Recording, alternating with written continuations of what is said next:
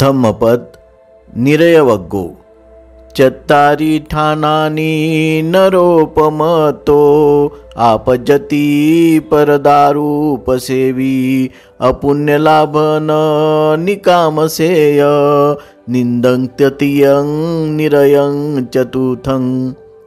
परदारागमन करणाऱ्या उन्मत्त माणसास 4 गोष्टी प्राप्त होतात. 1. पापाची प्राप्ती, 2. अनिवांत झोप, 3. निंदा आणि 4 नरक.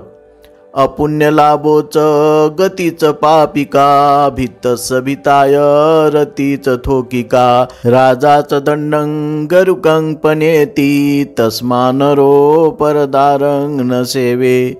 पापाची प्राप्ती, पापाची अवस्था आणि भ्यायलेल्यांच्या भीतीमुळे समागम सुख थोडाच, शिवाय राजा मोठा दंड ठोठावतोच.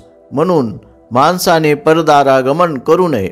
अर्थकथा: एका देखण्या तरुणाने व्यभिचार केल्यामुळे त्याला कैद करून अनेक वेळा राजासमोर उभा केला असता त्याच्या बापाच्या श्रीमंतीच्या प्रतिष्ठेमुळे प्रत्येक वेळी त्याची सुटका होत असे. अखेरी त्या श्रीमंत बापाने मुलाला बुद्धांकडे नेले असता बुद्धांनी व्यभिचाराच्या अपायकारकतेकडे त्या तरुणांचे लक्ष वेधिले.